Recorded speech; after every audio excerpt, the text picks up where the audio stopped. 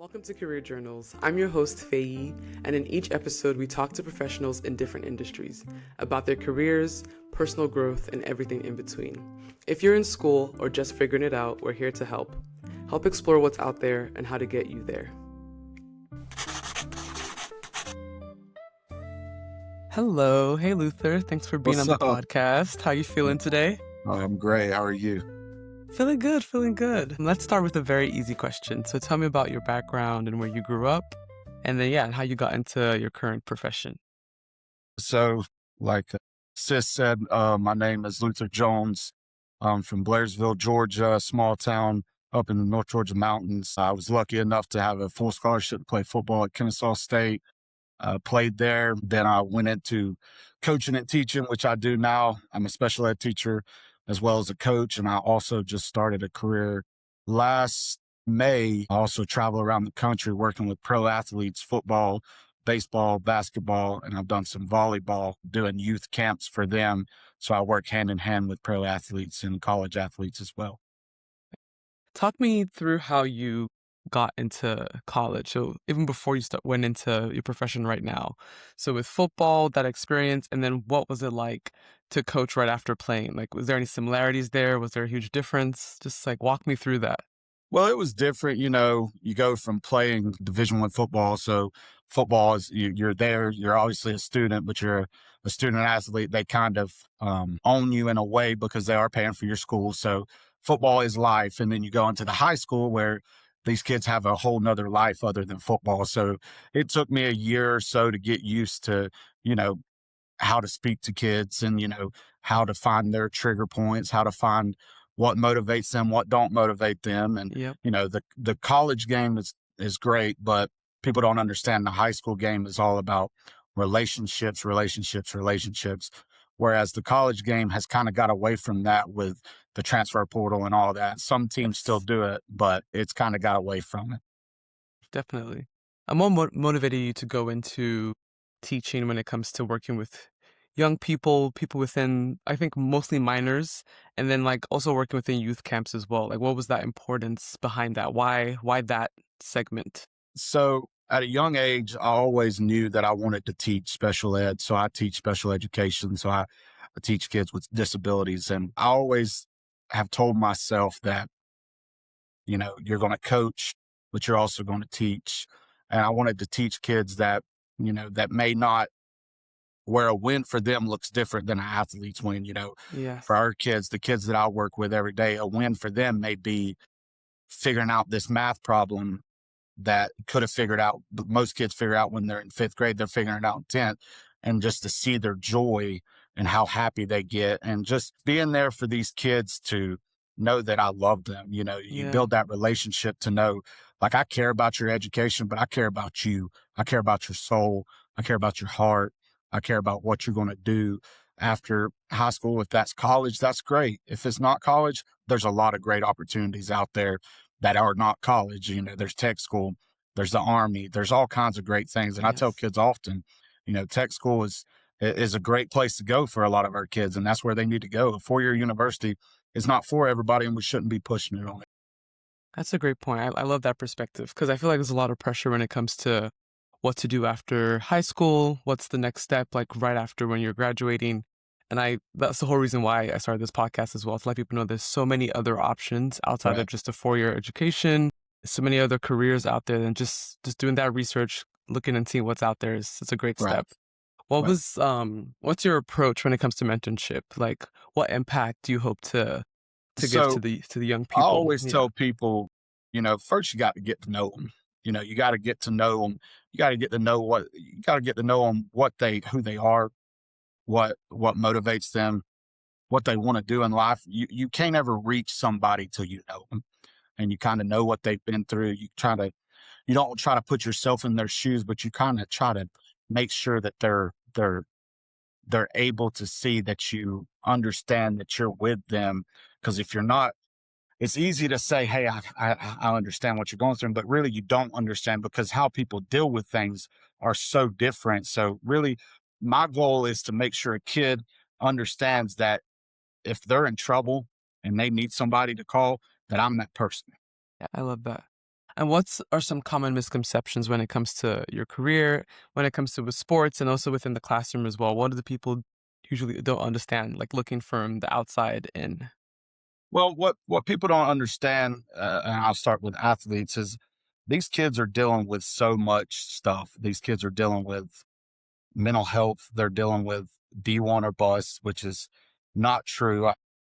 These kids want to go play. If they want to go play at the next level, if they don't go play Division 1 ball, they think they're a letdown, and that's not Mhm. true. Playing at the next level, you go to one of my friends coaches at D3, and all of their everybody on their team was all region or all states. Kids are always looking for that D1. So kids have that anxiety. They have performance anxiety. You know, their lunch, they're getting a chicken sandwich and a fruit cup. Like they deal with, not eating, and then we're trying to get them to go on the field to perform. Yeah. So, that they deal with all that. And then on the coaching side, you got parents who don't truly understand that we're not here to win games. We are. Don't get me wrong. I want to win more than anybody, but I'm here to make an impact on your son. Yes. I tell people often, I won a conference championship. I've been there. It's fun, but that's not what I'm chasing. I'm chasing your heart, your child's heart, and for them to have a relationship with Christ. That's what I'm chasing. And Yeah. through that, hopefully, how I model my behavior is how they see that I have a relationship with Christ. I love that. That's a huge part of I think with what you're doing with working with kids and mentorship when it comes within the classroom and also when it comes to with sports as well. Like understand that there is more than just the wins and understand Right. like that relationship that you have with those around you within your faith as well is really important. Yeah, I love that. And what skills and lessons did you learn while you were an undergrad that has been helpful with life outside of school? Like it can also be in high school, middle school, just lessons you learned within an academic setting and how that's helped with the real adult. Growing up in a small town, people knew everything about you, which is a Mhm. good and a bad thing. But there was a lot of people that poured into my life in Union County, and just learning how to fight through adversity is one thing that I learned undergrad for sure at Yeah. Kennesaw. My dad died unexpectedly my freshman year. And then my grandma passed away 2 days later. It's just during that time, the things that I learned from my teammates and from my coaches and Sterling Brown, who is our character coach. I tell people all the time, there's people, including your brother Z, that I honestly don't know if I'd be alive if I didn't have them. So, Mm. the lessons I learned, not really even lessons, just people loving on me, Yeah. it was nice for people to care. I tell this story all the time where we go up to, I go on the funeral, and, you know, I grew up in a very white rural town. And then all my teammates, I walk in the funeral, all my teammates are up there, and it's like, man, this is awesome. Diversity, yeah. People had to, people, cause, guys on our team had to step out of their comfort zone to come Mhm. up to a mountain town, but they did it because they loved me. And I can never repay the guys that I played with. I can never repay Coach Klein, Coach Bohannon, Chestnut, Glanton, Coach K, Carizzi, all them guys. I can never repay what they did for me. Amazing. That's amazing. And thank you for sharing that too. I know that going through loss, something that I've also dealt with as well. Losing a parent is not something that's easy. And then having that support system, having that community is so vital. And that's something that you did gain while you were in school, but it lives so long after that. Like even after Right. graduation, after all the classes and all the assignments, like being in life, like having that community is so important. One question that I want to ask that is a little bit going on a tangent is you currently being a father right now. I know mentorship is a huge part of that. Has there been any life skills that you've seen, like working with children, also having children of your own, that have just been, yeah, a huge impact?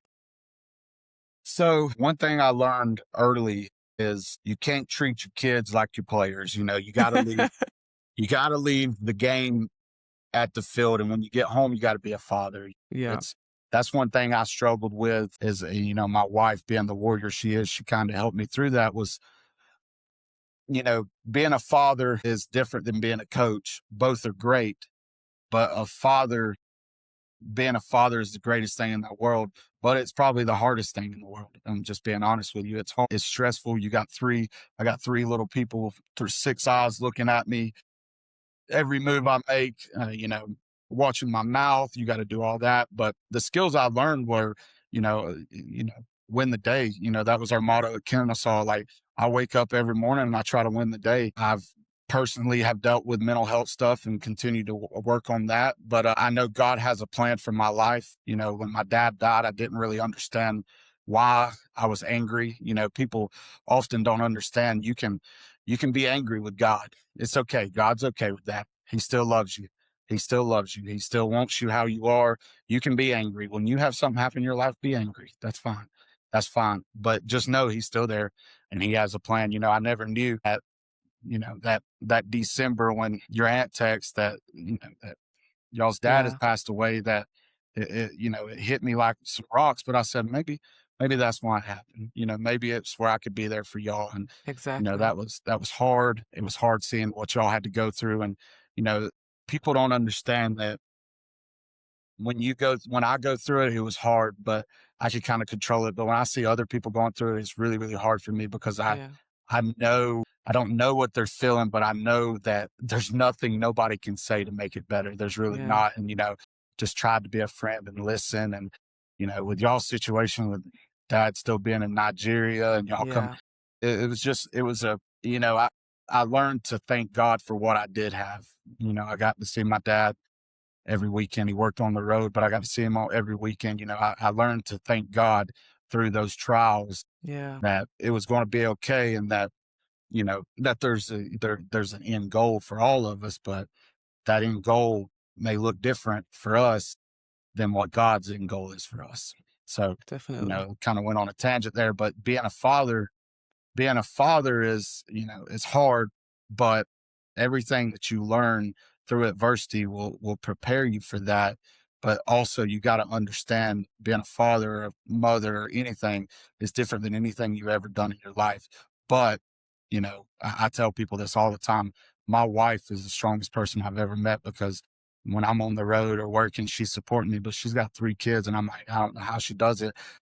It's something in you that God gives you, like you're able to, he like prepares you without you knowing you're being prepared. Yes, going back to, when my brother and I lost our dad and then having that support system, I know you being there for him and for our family was such a huge part of that process, that grieving process. And yeah, building community and understanding that adversity also builds character, even though it's Mm, horrible to go through. We do not wanna feel the pain, we don't like, that question of "Why me? Why us?" was running yeah, through my mind, and we all went through those moments, but as you said, like those moments is what's helping you right now. That's what's helping you become the father you are as well. And then those who have also gone through loss, you can relate, even if you can't give the exact words. For me, just knowing that you've gone through something similar, there's already an immediate connection there. So, right. yeah, beautifully said. Going back to your career, one moment in your career has really shaped your perspective or tested you. So just thinking back to everything from, we can even start all the way from college until now. What has been one moment that's really shifted or tested your perspective? Yeah, So obviously, my dad passing was one of them with my grandma, but the moment that really stuck out to me is when I was, had that woe me kind of feeling sorry for myself. yeah, I was asked to go speak at a FCA and at Milton High School by Dominique Sylvester. And I went in there and I talked. And then after this big kid came up to me, big offensive lineman came up and was like, "Hey, I lost my dad and I really appreciate you coming. Like, it gives me a view of life." And I was like, man, like football is great. Football is the greatest sport in the world. It's brought me so much, but like yeah, wow, like, that was a thing that I was like, man, football is such a tool. Your hmm, your sport, your career is such a tool for you to do so much more than we do every day. I yep, mean, I get caught up in it sometimes and I'm like, man, I'm really not leading people like I should because I'm here for a reason. I'm not here just to teach them. I'm not here just to coach them. I'm here to, hear them, see them. You never know with today's society with what kid may go home and end his life. But if you yeah. said hate to him that day, then or her, Could have then changed that everything. could have Yeah, changed it. So, that really showed me that because it was NFL or bust for me, just like all of us. We all wanted to play at the next level and go. do this and do that. And obviously your brother was lucky enough too. And, but I know he'd say it too, that there's so much more. I mean, he's seeing Yes. fatherhood, Yep. but while you're in it, enjoy Yeah. it, but make connections, love on people, Exactly. share your story. If you're going through something, don't be scared to share it. If you got mental health problems, share it. You know, Yes. I'm been working with a guy who he has a positive vibes. He played at Kennesaw, and I've just been giving out hats for him, you know, to Mhm. pro athletes, and you know, we're just trying to spread the positive vibe movement of like, listen, we understand you're going through something, and Yeah. you're in a fight. A lot of people are in a fight, but you're not alone, and you matter. I love that. Yeah, you're not alone. That's something that a lot of people are struggling with, especially like you mentioned today. There's just so much going on where there are moments where people truly feel that they're by themselves, and Right. understanding that a simple hello, a simple conversation, even within outside of the workplace, even outside of the sporting space, it's good to just talk to people and see what Right. can come from that. I 100% agree. I have one more question, and that is, what advice would you give to your younger self? To younger Luther, what advice are you giving to him, young Lou?